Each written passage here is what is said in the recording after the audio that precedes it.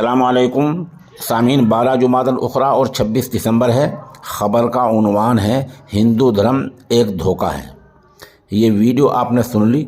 ये समाजवादी पार्टी के लीडर स्वामी प्रसाद मौर्य का बयान है।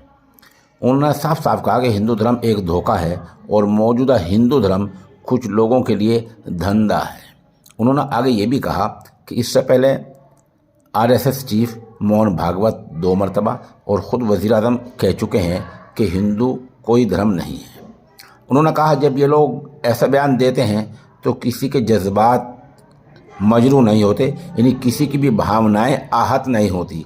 लेकिन अगर यही बात स्वामी प्रसाद मौर्य कह देते हैं तो हिंदू धर्म धर्म नहीं है बल्कि एक धोखा है। जिसे हम हिंदू धर्म कहते हैं वो कुछ लोगों के लिए धंधा है, तो लोगों की भावनाएं आहत हो जाती हैं।